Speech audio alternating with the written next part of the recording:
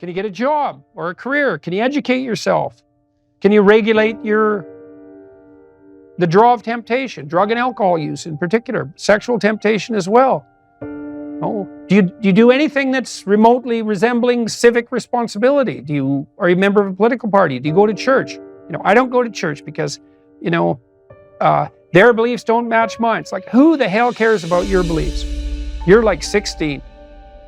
You don't even have beliefs. And if you think it's like you're right and the Catholic Church is wrong, well, good luck with that attitude. And that isn't to say that the church, for example, or a political party doesn't need repair, because all institutions are always falling apart and corrupt. That's a story as old as time. That's the evil uncle. But good, you have something to do. Go fix it up. Definition of man. What am I, a biologist? But as it happens, I am a biologist, so I guess I don't have that excuse. Productive generosity is good. I once read a good description of Christian charity, and it was productivity plus generosity, which I really liked, because the hyper empathic types only concentrate on the generosity end of that. It's like, I'm generous, yeah, but like, do you have any money? No, I'm generous with other people's money. Yeah, well, you're missing half the equation there. And that's really the distinction between conscientiousness and agreeableness from a personality perspective. Those are two cardinal personality traits. And agreeableness, which is basically an empathy dimension, has no correlation whatsoever with success in enterprise, business, creative domains. In fact, among managers, agreeableness looks like it's slightly negatively correlated with success, because hyper-agreeable managers can't say no. They can't discipline their employees. They can't set limits. And they're susceptible to manipulation. So productive generosity is pretty good. There is more to it, obviously, more to being a man than productive generosity, but as a central notion, that's a good one. The productivity requires aim, orientation, responsibility, discipline, all of that willingness to work, that willingness to make sacrifices, which is the hallmark of maturity in the service of a higher goal. And that responsibility, the productive responsibility, should manifest itself in relationship to the individual. So you should be responsible to yourself and your future self, the community of selves that you are across time. And then you should be responsible for and productive for as many people as you can manage. And so that might be first your intimate partner, your wife, second your parents, your siblings, your children, maybe your children primarily, although, there's a trade-off there with your wife. Then your local community, then your broader community. You want to take on all that responsibility if you can, in a sense that's both productive and generous. That gives you something to do. Justify your miserable life to yourself and everyone else, and you need to do that. It orients you solidly in the world if you do that, and it gives you a dragon to fight, a real one, and that's where the gold is. So, as everyone has known forever, and as we continue to remind ourselves, how should you arm yourself? Well, that's kind of what a humanities education teaches you to some degree. Arm yourself with words. Be precise in your language. Right? Say what you mean.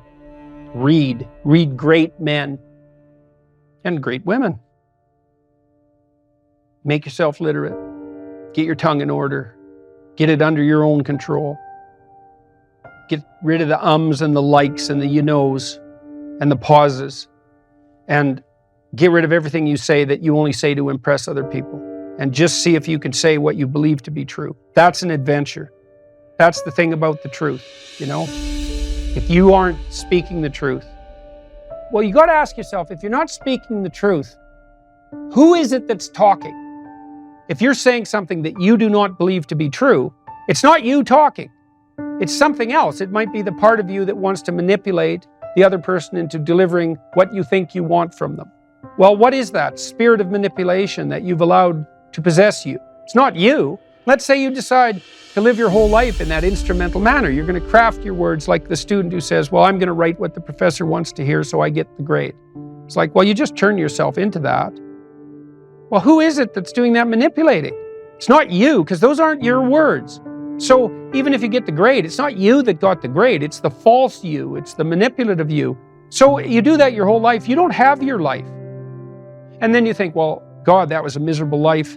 I manipulated everybody, they were so damn stupid, they were sucked in by it, they're all contemptible. Everyone does it, you know, which they don't, by the way. And so that's a pathway to bitterness. Partly because if you're a manipulator and you use your language falsely, you don't live your own life. You live the life of whatever possesses you when you think it's you manipulating. And so you live the life of the spirit of manipulation. And there's no difference between that in some fundamental sense and demonic possession. So if that's what you want, go right ahead. But what you miss is the adventure of your own life. You know, because if you say what you think, this is a really important thing to understand. You have no idea what will happen if all you do is say what you think. Because you have to let go of everything. Just to do that, you have to assume that there isn't anything better that can happen than what happens if you tell the truth, no matter what happens. Because you say, you know, I'll tell the truth and I get in trouble. It's like, well, is that good or bad? Well, it's not so good when it's happening. When you get in trouble, that can be devastating. But in the medium term or the long term, I mean, in my situation, I've gotten in trouble plenty of times for things I've said. And many times I thought, you know, that was fatal. That was the end. I said something or it was misinterpreted. But often I said something that you know, I was going to get taken out. I was going to get canceled. And that was the end of my reputation. And every single time, and I hope partly because I didn't say things that I didn't think were true, every single time it switched around. And so eventually the cancellation attempt not only failed, but massively backfired. But man, living in that gap between when the pressure was on, let's say, and it turned around, that wasn't pleasant. But it's certainly adventurous because you don't know what's going to happen. And maybe that is the adventure of your life, right? Imagine that the world was constituted so that the true adventure of your life emerged as a consequence of truth in speech and action. Because that would be reflective of the real you, so it would be you living. And then imagine that the adventure that would occur if you dwelled in the truth would be so overwhelming that it would justify all the suffering. And I think that's true. The great people I know are brutally truthful to themselves and other people. And they have insanely adventurous lives. And they also get more and more and more competent. I've talked to my daughter a lot about this. My daughter runs my companies. My daughter didn't know much about business when she started, and she was pretty sick too, and she didn't know a lot. And so it was easy for people who thought they knew a lot about business to pull the wool over her eyes. But Michaela has the ability to ask stupid questions, and we've talked about that a lot. It's like, you only have to ask a stupid question once if you're alert. You ask a stupid question, and if you're in a crowd and you ask a stupid question, 80% of the people in the crowd have the same question. They're just too cowardly to ask. But you ask and then someone actually tells you, you never have to ask that question again.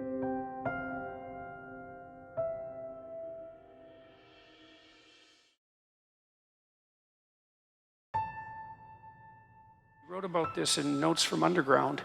It's a great book, very short book, brilliant, absolutely brilliant, compelling, dark read.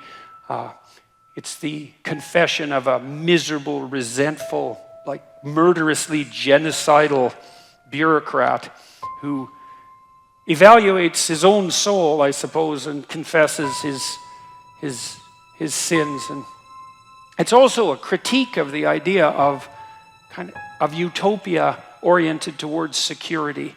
And Dostoevsky, who was dealing with the set of ideas that are really tearing us apart culturally right now, this idea of a eventual utopia based on something like security and safety. Dostoevsky really objected to that back in this like 1860, a long time ago.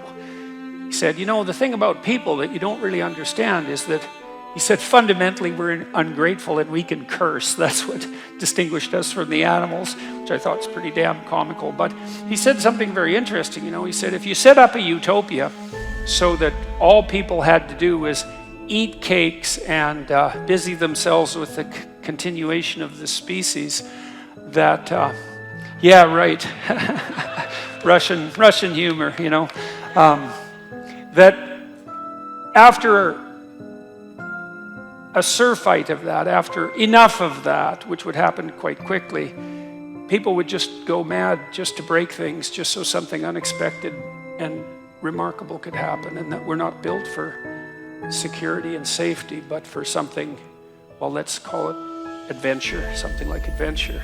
That's a good thing to know, you know, because you don't want to suffer unduly. That seems reasonable. And you might think, because of that, that really what you want is happiness. But then Solzhenitsyn, for example, he wrote about what happened in the Gulag Archipelago under Stalin and said, you know, if your goal is happiness, what are you going to do when the jackboots hammer down your door at 2 in the morning and haul you off to the prison camp, because you're not going to be happy there. And so, you know, happiness is a boat that's easily capsized, and the waves are always there. And so if your philosophy is one of, say, impulsive happiness, same sort of thing Dostoevsky was pointing at, and Kierkegaard, then you're not prepared when all hell breaks loose. And all hell, it will absolutely 100% break through at some point in your life. And you're lucky if it won't be decades. You know, it'll certainly be some of it, and it might be a lot of it. And for some of you, it's going to be damn near the whole thing. And so if what floats your boat is happiness, you're going to be capsized by the first decent wave. And so then you might ask yourself, you know, what do you have instead of happiness that might be even more reliable? And I do think that adventure is more reliable than happiness. And in the Old Testament story of Abraham, founder of the Abrahamic faiths, and obviously what would you call it, a crucial figure in the development of world culture, Abraham is presented as a late bloomer, to say the least. He's like 83. People lived longer back then, at least so the story goes.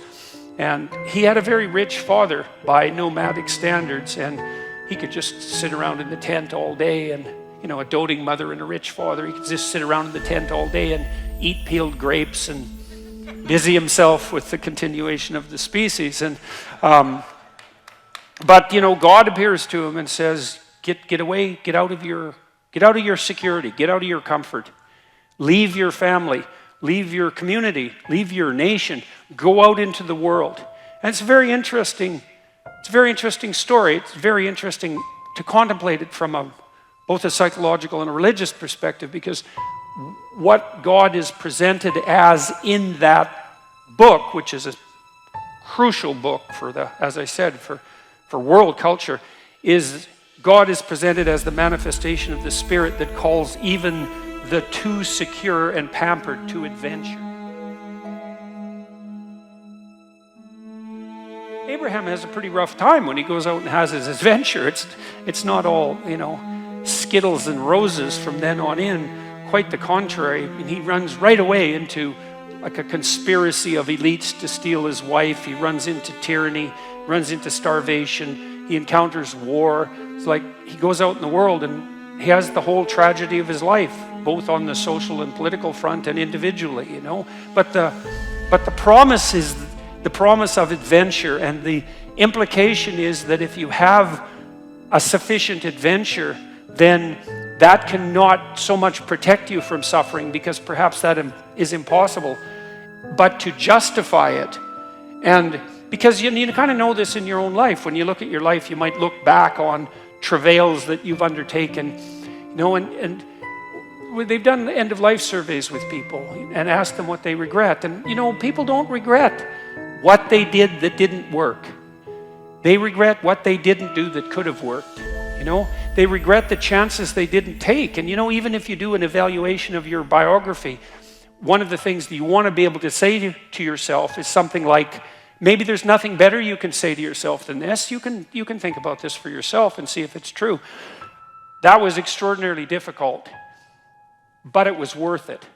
And, you know, it's not like you can have one of those without the other, because you can't imagine that you could have some confidence in what you've managed to accomplish, right? The kind of confidence that would instill you with a certain genuine sense of self-regard despite your fundamental inadequacy. To have that fundamental sense of self-regard that's grounded in something real, it has to be based in a narrative that approximates that was extremely difficult, but it was worth it. You have to have both of those.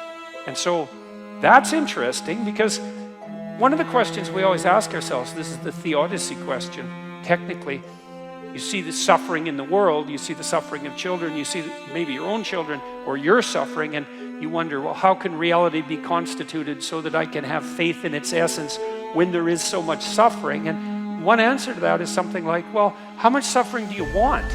And you might think none. It's like, yeah, I don't think so.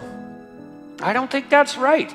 You want, at least you want something approximating optimized challenge. So you could say, at least you want to be pushed to your limit. And maybe you find the most exciting times in your life, in fact, you'll pay for this, you'll pay to have this experience, to be pushed to your limit, like not beyond it, or maybe even a bit beyond it, you know?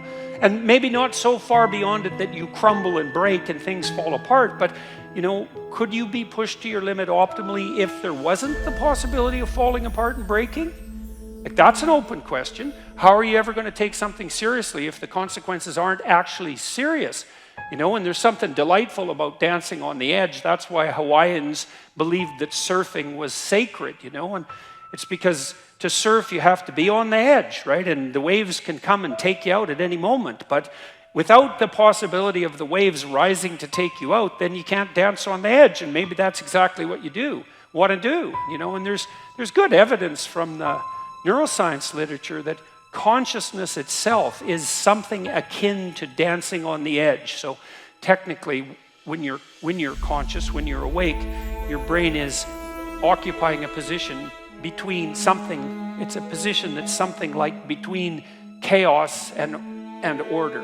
And if your brain's maximally ordered, well, you're just bored and nothing is changing. And if you're chaotic, then it's anxiety and catastrophe. But you want to be positioned right between those two, and that's when your consciousness is optimized, you know? And when your consciousness is optimized, then you're deeply engaged in life and everything seems alive and meaningful. And maybe that's the solution in some profound sense to the problem of suffering. It's that you optimize your interaction with chaos rather than being protected all the time from everything that could hurt you.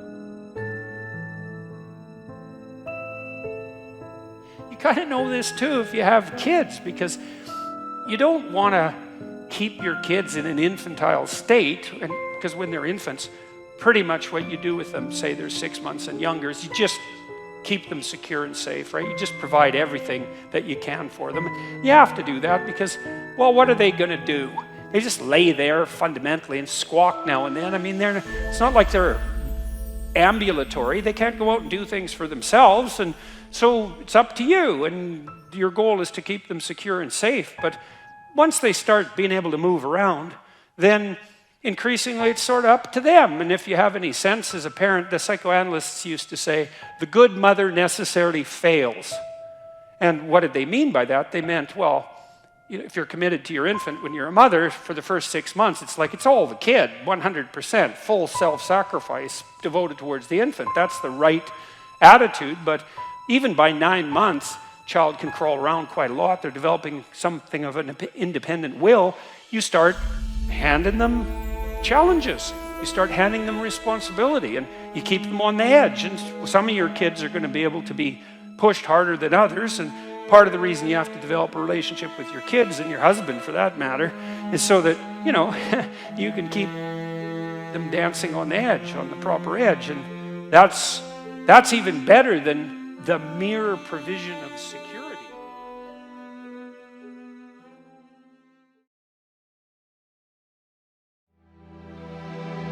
There's a couple of things that I'm doing that are different from what people usually do, you know. So in the last 20 years, the constant message to young people is self-esteem, feel good about yourself. It's like, I don't buy that. I think that you look at yourself in the mirror and you think, Jesus Christ, I could be a hell of a lot better than I am.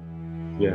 And the thing is, there's nothing more complimentary to tell a young person than that. It's like, look at you, you're a wreck. grow the hell up. There's so much more to you than you're manifesting than you can hardly imagine. It's like, well, you think that's a criticism. It's like, no, it's not. It's a great compliment. It's like, look at how much more you could bring out into the world.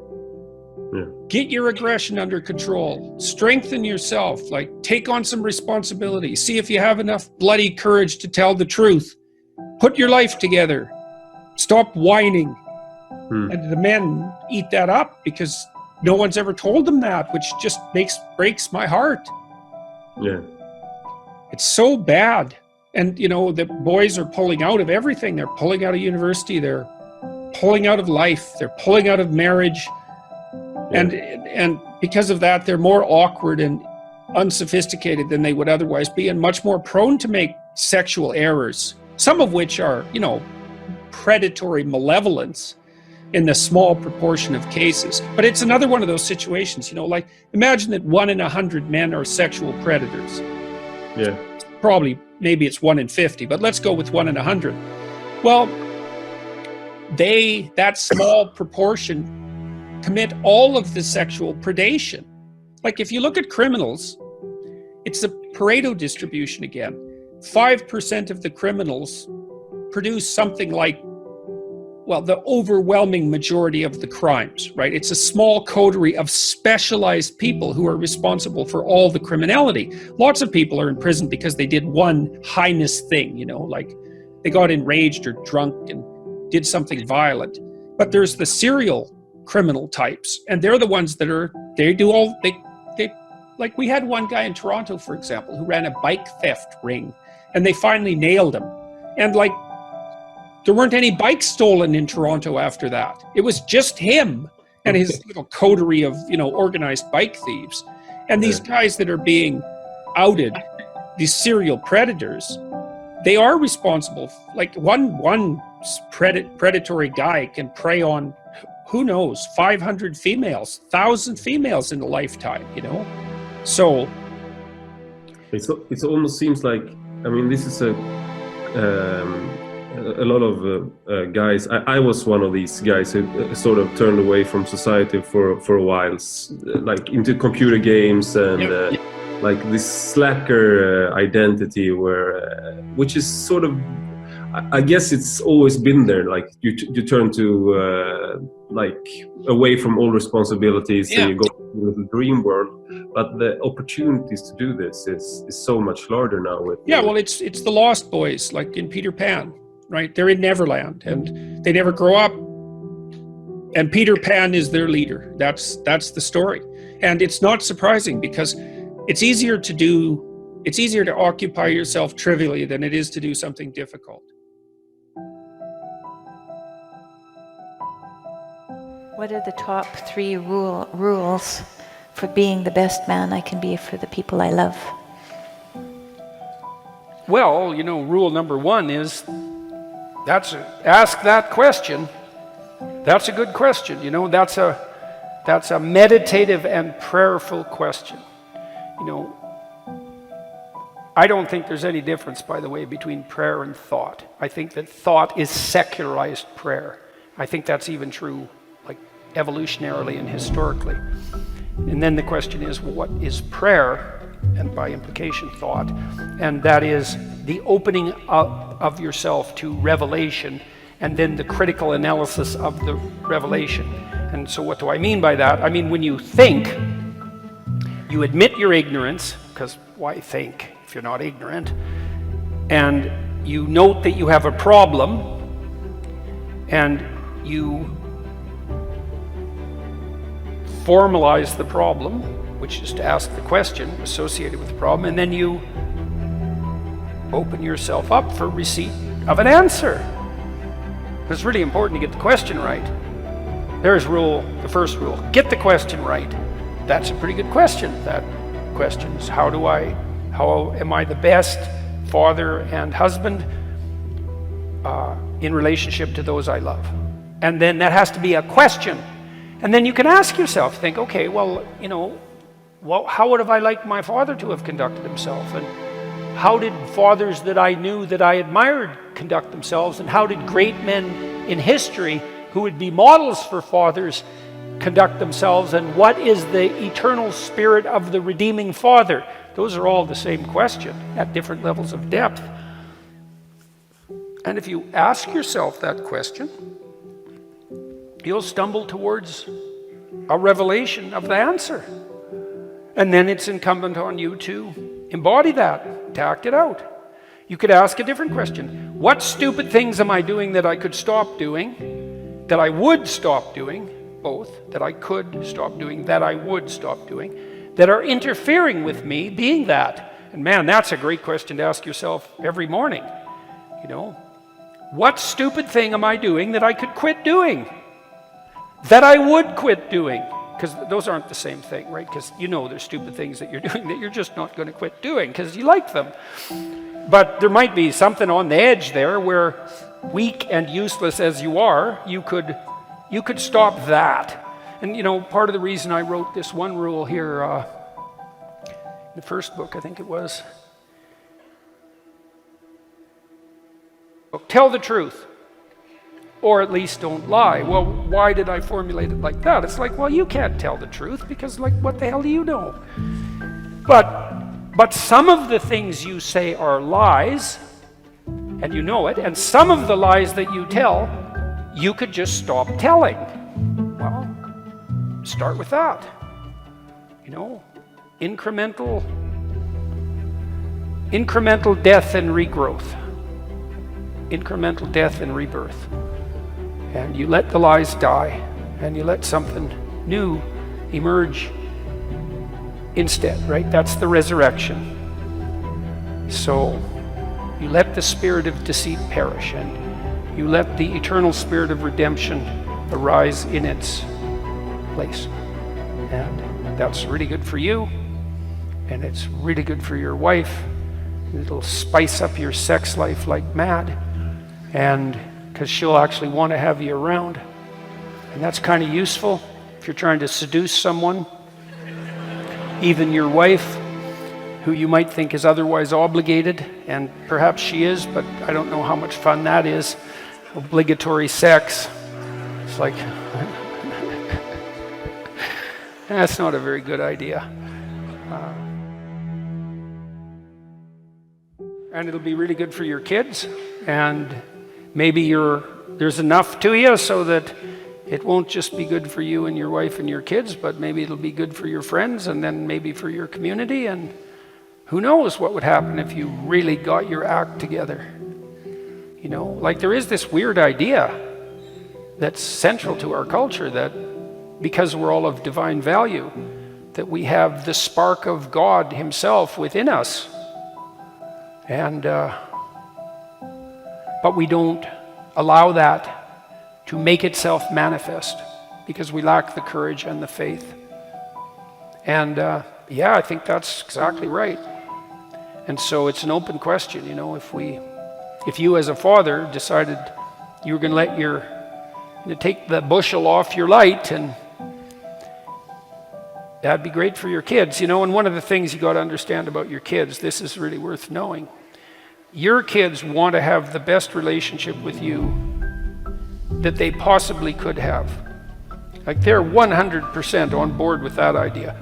Way more than anyone you've ever met in your life. And that means you could have the best relationship with your children that you've ever had with anyone. That's what they offer you. And it's up to you to realize that, and you could. And that's a hell of that's a good opportunity, man. You know, even if you've been beat around a lot and betrayed and hurt, you've got those little kids and they're thinking, what do you want to do, Dad?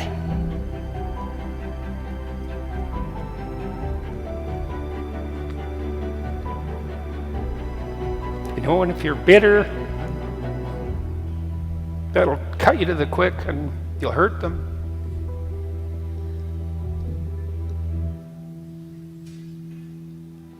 You don't want to do that.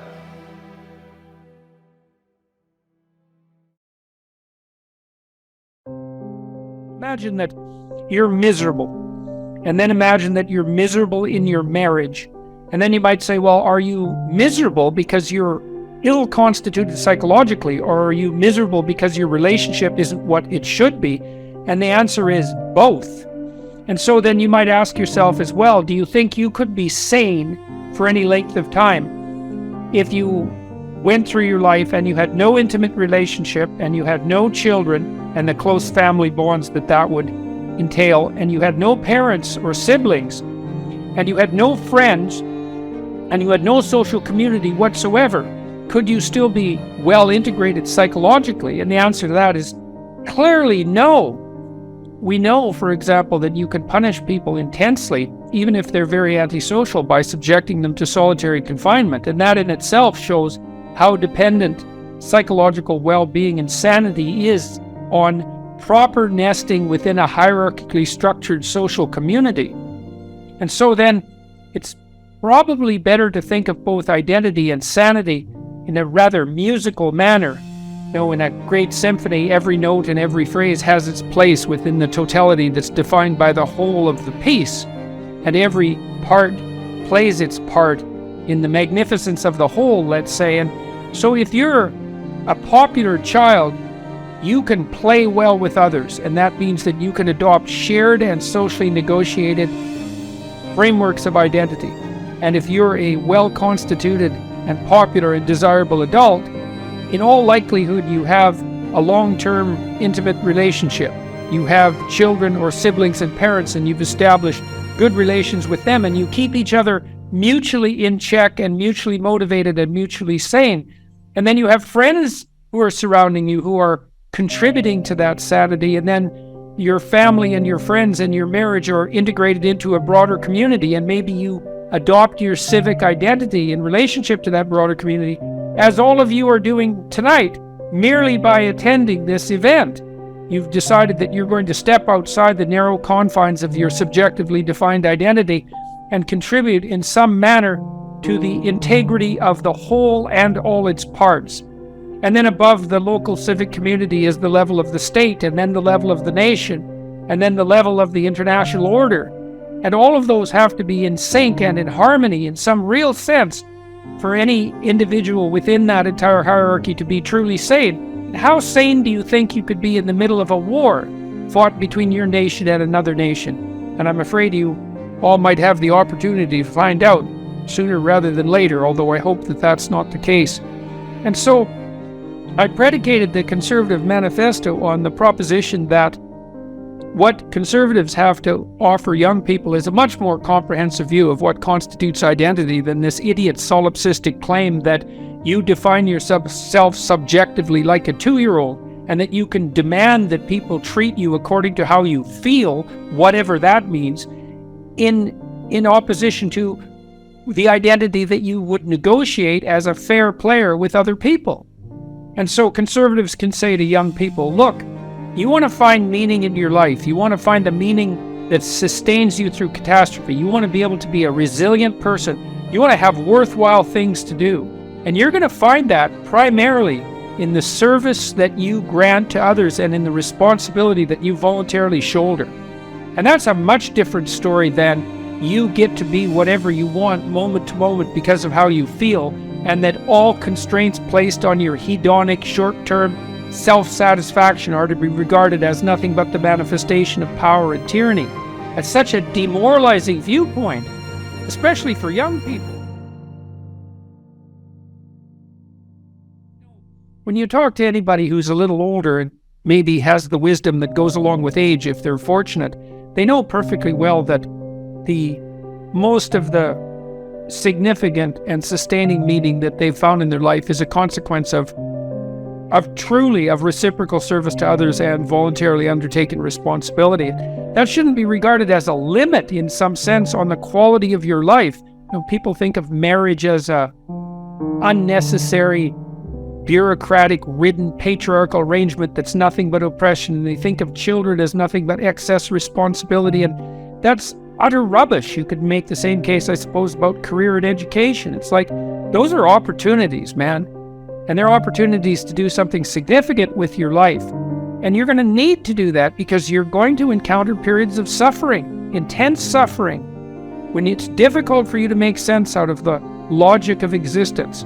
And what you'll have in those situations is, if you're fortunate, you'll have the goodwill that you've generated as a consequence of being a upstanding, productive, and generous individual and citizen. And then perhaps you'll have a little arc that can sustain you through the worst storms of your life. And this is something that conservatives really can tell to young people, is you're going to find the sustaining meaning of your life through responsibility.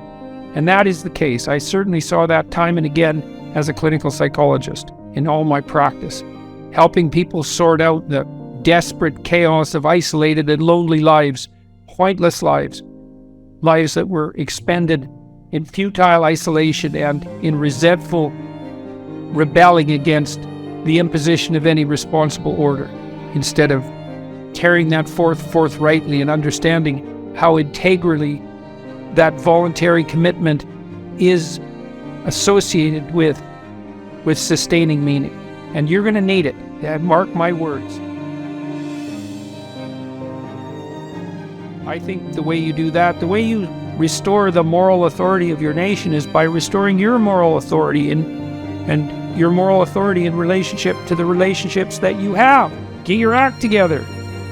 You know, your nation is founded on the principle that each person is a sovereign citizen and a creator of the future, and someone who's made in the image of God, someone who wrestles the chaos of possibility into habitable order using love and truth. And the reason you have the rights you have is because those rights are in some sense fundamental consequences of that divine capacity. And you might ask, well, do you believe that? Well, to the degree that you abide by the dictates of your state, and to the degree that you treat other people as if they're worthwhile in and of themselves, then you do believe it. And I would say, well, believe it fully. Act it out. Put yourself together. Don't lie. Pick up your responsibility and move forward as forthrightly as you possibly can. Repair your relationships. And if enough people do that, then America will reestablish the moral authority that's required and requisite. And I don't think there's any other way of doing it. You know, the leftists talk about the long march through the institutions because they tend to be top-down power mongers on the radical left front. And there's a longer march, which is the long march through the individuals. And that's the march that conservatives and centrist liberals need to focus on.